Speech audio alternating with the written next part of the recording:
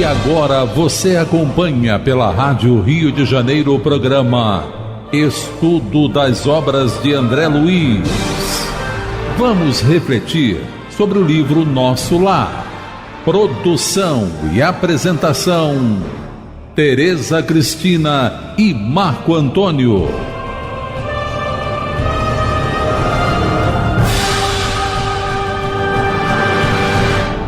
Olá, caros ouvintes da Rádio Rio de Janeiro.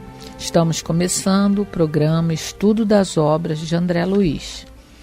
Estamos estudando o livro Nosso Lar, que foi psicografado por Francisco Cândido Xavier pelo espírito de André Luiz.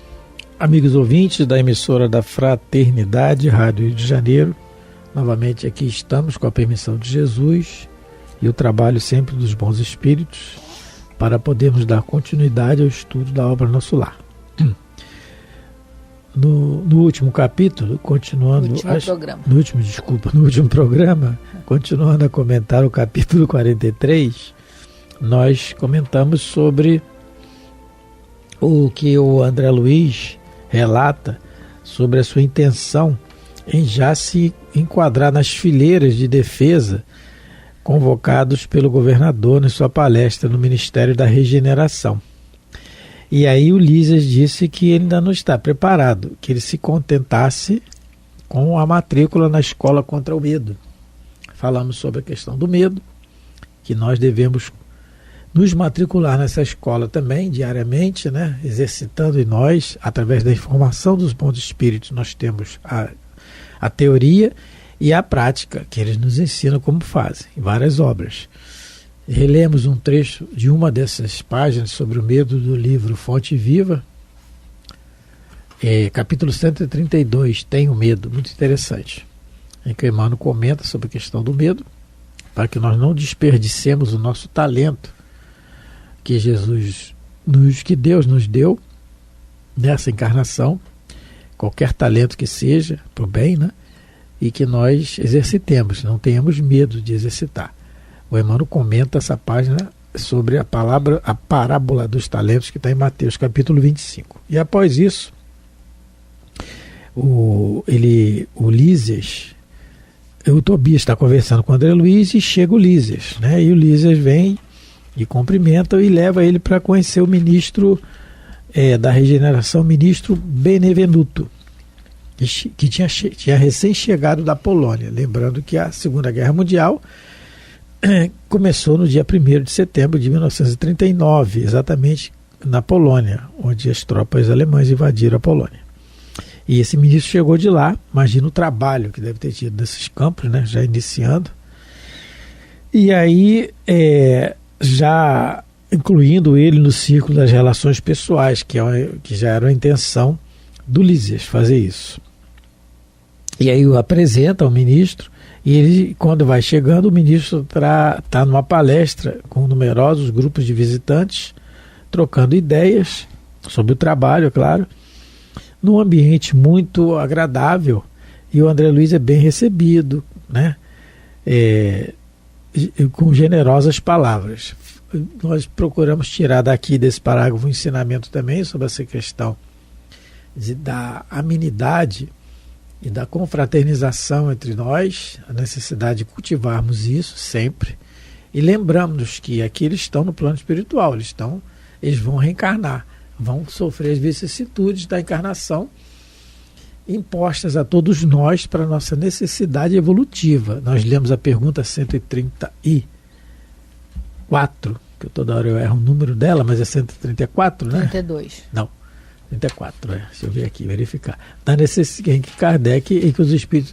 Desculpa, 132, tá vendo? Errei de novo.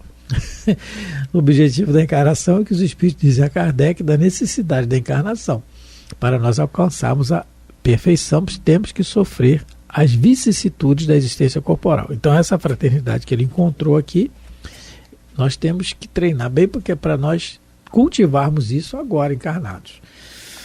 E nós que temos dificuldade de encontrar isso, é porque nós já fomos preparados para enfrentar as dificuldades no plano espiritual. Então, que a gente sempre lembre disso. E paramos aí. E agora nós vamos continuar do parágrafo 14º. Que se inicia com a conversação. Isso. Então, continuando agora. Tá na conversa lá. Tá na conversa. Tá no Salão Verde, lá no grupo do Benevenuto. A conversação continuou nos rumos naturais e notei que se discutia a situação da esfera terrestre, por causa da guerra, né? Muito doloroso o quadro que vimos, comentava Benevenuto em tom grave, lembrando que ele tinha recém-chegado da Polônia. Dos campos lá da Polônia, onde se iniciou a Segunda Guerra Mundial, numa atrocidade tremenda, imensurável. Só ver na internet que tem vários documentários sobre isso. Daí ele está dizendo aqui, muito doloroso, muito trabalho. Habituados ao serviço de paz na América. Desculpa.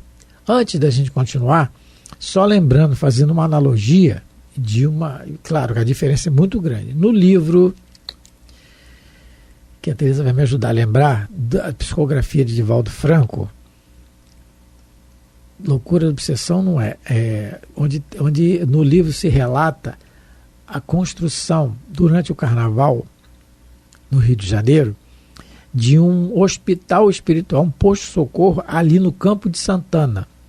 Quem conhece o Rio de Janeiro é próximo à Central do Brasil. Nas Fronteiras da Loucura. Isso, no livro Nas Fronteiras da Loucura. Muito bom o livro, excelente. E aí é construído um posto de socorro para atender aos espíritos que desencarnam, né, muito atormentados devido ao Carnaval no Rio de Janeiro. Nós estamos falando do Carnaval da década de 60.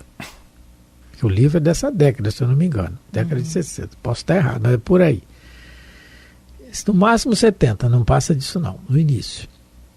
Daquela época, um carnaval daquela época. Aqui ele está falando de uma guerra, né, que não tem dimensão de violência que a gente possa ter ideia. Então, imagina o trabalho nesses campos aqui da Polônia, que da onde esse ministro veio, né? Aí o André Luiz está escutando ele conversar. E nesse livro, Nas Fronteiras da Loucura, relata o atendimento como muito intenso, muitos espíritos atormentados, né? Imagina... Filomeno também coloca desse posto de socorro que é montado lá na Indonésia, onde teve o tsunami, não é? No livro Transição Planetária. Transição Planetária, é recente, né? É recente. Recentemente. Muito bom também na psicografia de Divaldo Pereira Franco. É uma trilogia. Sobre a mudança da nossa casa, né? A reforma da nossa casa, que é o planeta Terra. Então, continuando. Vou voltar um pouquinho. Muito doloroso o quadro que vimos, comentava Benevenuto em tom grave. Habituados ao serviço de paz na América, nenhum de nós imaginava o que fosse o trabalho de socorro espiritual nos campos da Polônia. É isso que a gente falou. O que é o serviço de paz?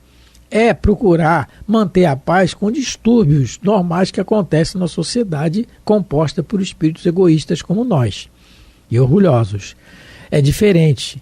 Como eu citei aqui o caso lá da construção do posto de socorro no Campo de Santana, posto de socorro espiritual, para atender o Carnaval. Então, serviço de paz. Mas numa guerra que está falando é diferente. Tudo obscuro, tudo difícil. Aí ele fala, gente, tudo obscuro, tudo difícil, porque tem o ódio daqueles que invadem para matar indiscriminadamente e tem o ódio daqueles que recebem a violência, porque também tem, não é? E a perseguição pessoal que essas invasões, essas guerras geram, tudo mais. Então, tudo obscuro, é isso que ele está falando. Imagina a matéria mental que sai daí desses locais. Não se podem ali esperar claridades de fé nos agressores, tampouco na maioria das vítimas, que se entregam totalmente a pavorosas impressões. É porque o europeu, o Emmanuel vai até tratar disso no livro A Caminho da Luz. O europeu, ele, no caso, ele é herança, vamos dizer assim, dos indo-europeus, que são os capelinos que vieram para habitar a terra, para nos ajudar, né? Foram convidados por Jesus para que pudessem fazer a sua regeneração aqui no nosso planeta. E o grupo que se localiza ali na Europa era o grupo mais egoísta, segundo Emmanuel, mas, apesar disso, era o mais fraterno. Foram os que mais se misturaram, vamos dizer assim, com os autóctones da Terra. Mas o egoísmo e o materialismo era uma característica desse grupo. Então, a Europa, ela tem essa herança já, né, vamos dizer assim, de muitos milênios. E o europeu, ele é extremamente materialista, porque após a Revolução Francesa, uma revolução que impactou toda a Europa e o mundo todo, de alguma maneira, eles quiseram tirar Deus, né, Deus, vamos dizer assim, da mentalidade do povo. Então, o povo, apesar de se dizer ter uma religião, eles não desenvolveram a sua espiritualidade, porque é diferente. Você ter uma religião, não é? E você desenvolver a sua espiritualidade, a sua religiosidade é diferente. Então, a mentalidade deles, muito materialistas, e até hoje a gente ainda vê isso, né? Hoje a gente estava comentando sobre o que foi aprovado na França, há um tempo atrás, sobre a permissão do aborto em qualquer situação, coisa que não tinha. Agora botaram na Constituição. Há um tempo atrás, há um tempo colocaram há um tempo atrás, na Constituição francesa. Na Constituição francesa. Então a gente está vendo que, por isso, essa dificuldade que o Benevenuto ele tá falando. E outra coisa, o comportamento que ele também está estranhando, o comportamento dos nazistas era um comportamento bestializado, era um comportamento diabólico, vamos dizer assim.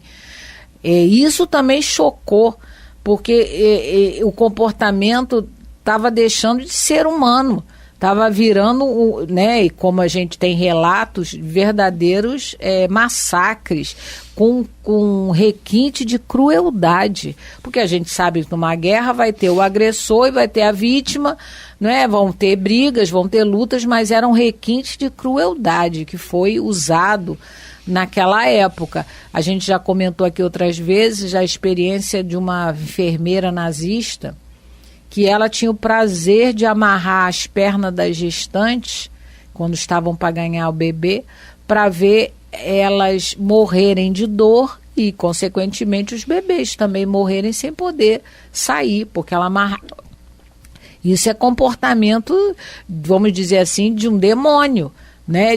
Daquele que se afastou totalmente das leis de Deus, daquele que tem o comportamento, não vamos nem ofender os animais, porque o animal, na realidade, ele não tem esse requinte de crueldade, ele mata para se alimentar, para se defender, ponto. Ele se alimentou, ele se defendeu, acabou.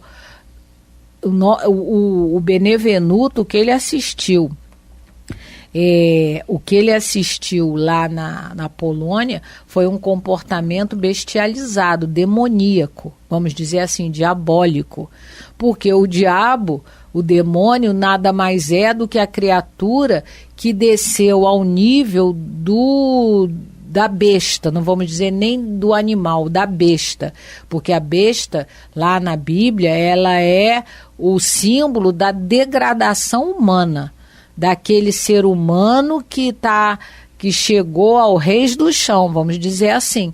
Então ele está espantado com isso. É isso também que chocou muito, porque numa guerra todo mundo sabe que vai ter violência, que vai ter agressão, que vai ter morte, mas o nível, né, da crueldade exercida lá pelos nazistas era uma coisa assim absurda. Ele está chocado com isso, né? No capítulo 9 do Evangelho segundo o Espiritismo, intitulado Bem-aventurados os que são brandos e pacíficos, Allan Kardec coloca no item 4 que Jesus faz da brandura, da moderação, da mansuetude, da afabilidade e da paciência uma lei. Então é lei, tem que ser cumprida. E mais adiante ele diz assim, no item 5, no próximo item, ele diz assim, por aquelas palavras, as palavras do Evangelho, que ele cita o Evangelho de Mateus, bem-aventurados os que são brandos, porque possuirão a terra, e os pacíficos, porque serão chamados filhos de Deus, ele comenta, por aquelas palavras, quis Jesus dizer que até agora os bens da terra são assambarcados pelos violentos, em prejuízo dos que são brandos e pacíficos. Então, por enquanto, é assim. Que a estes falta muitas vezes o necessário, ao passo que outros têm o supérfluo. Promete que justiça lhes será feita, assim na terra como no céu, porque serão chamados filhos de Deus.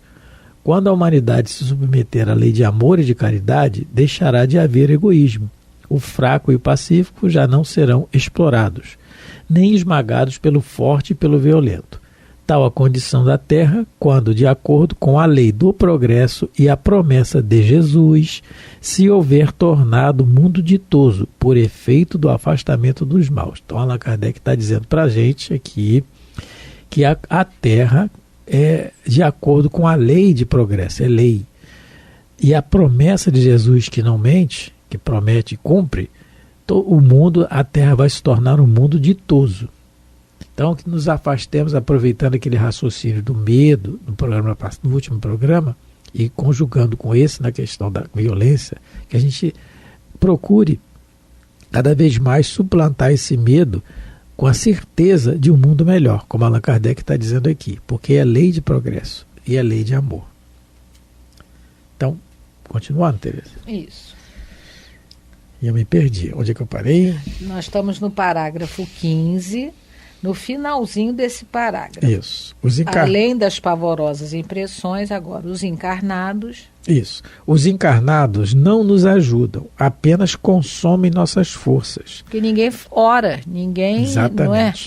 Ninguém consegue, como a gente comentou, ninguém, infelizmente, o povo europeu, ele é um povo muito materialista, ele não conseguiu ainda desenvolver essa espiritualidade necessária a uma vida plena que enquanto encarnado estamos.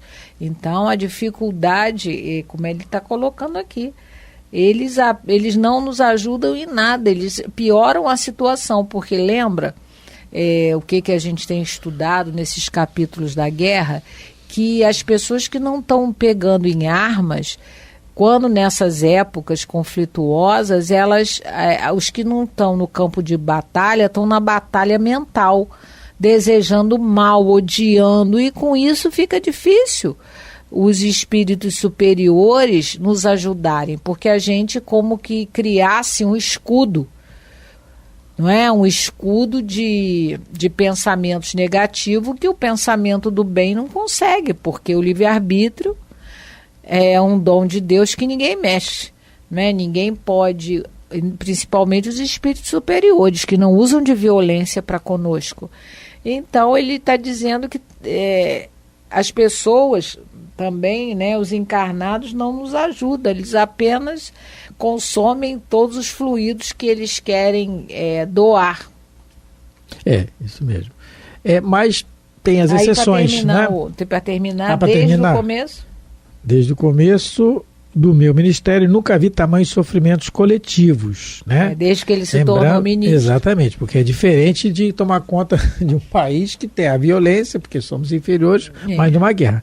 E ele fala que os encarnados não nos ajudam, apenas consomem nossas forças. Mas tem as exceções. No livro Os Mensageiros, no capítulo 18, eles vão se situar aqui na guerra, na Europa, e aí uma missão dos espíritos em socorro, eles estão nos céus de uma cidade da Inglaterra chamada Bristol.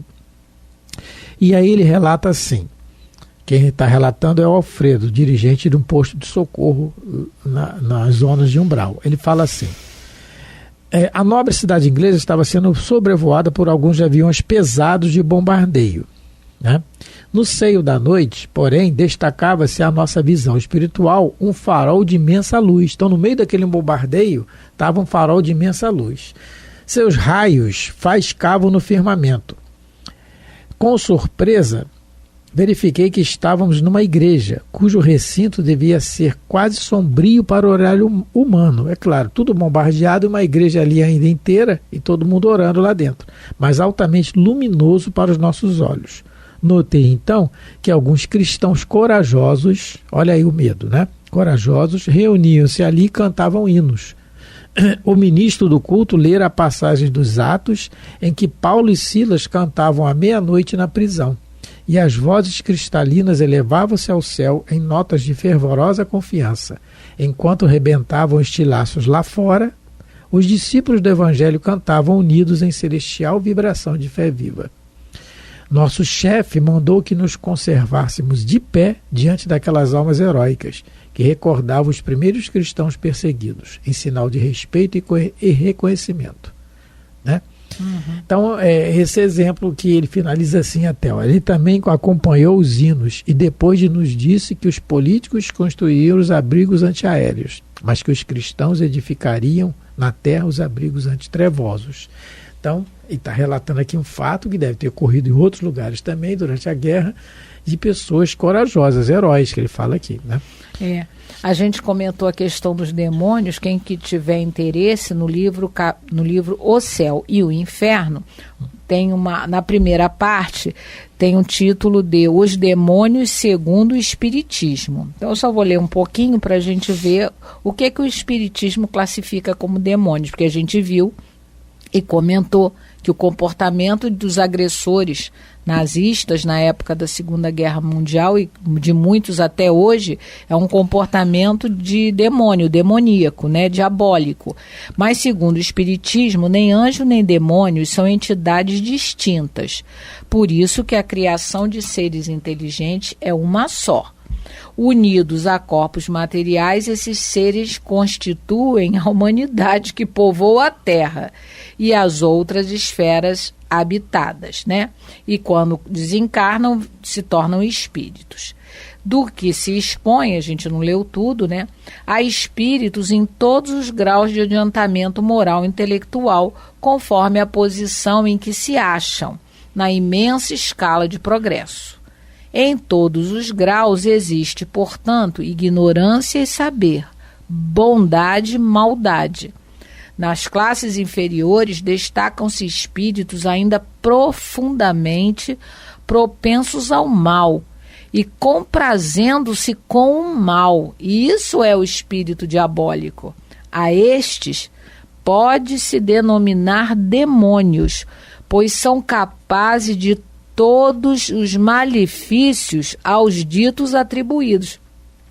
Porque a crença no demônio é muito antiga, não é? Só que as outras religiões atribuem a ele uma origem, né? Eles são individualidades diferenciadas e o Espiritismo não aceita isso. O Espiritismo entende como demônio os espíritos que estão ainda no estágio evolutivo em que a maldade impera neles e eles se comprazem nessa maldade. Agora, eles não quer dizer que são burros, porque Lúcifer, a tradução de Lúcifer, luz, né, vem de luz, e fera aquele que carrega. Então, Lúcifer é aquele que carrega a luz da inteligência, mas na parte moral ele não tem luz nenhuma, ele só conseguiu expandir a sua inteligência. Então, os demônios, os Lúciferes, os diabos, segundo o Espiritismo, que professamos, são aqueles espíritos criados simples e ignorantes que escolheram o caminho do mal e se comprazem nesse caminho ainda. Porque todos somos filhos de Deus e o nosso gene é divino. Então nós somos do bem, nós somos luz. Um dia, mais cedo ou mais tarde, todos nós nos cansaremos de fazer o mal, esse desperdício de energia, né, que o governador fala, e a gente vai se voltar novamente para o caminho do bem. Mas chegamos, né, mais um fim do programa e continuaremos conversando, não é, sobre a Segunda Grande Guerra Mundial, sobre o comportamento nosso naquele tempo e hoje em dia também. Muito obrigado pela atenção, pelo carinho e fique com Deus. Muita paz de Jesus a todos. A Rádio Rio de Janeiro apresentou o programa Estudo das Obras de André Luiz. Produção e apresentação: Tereza Cristina e Marco Antônio.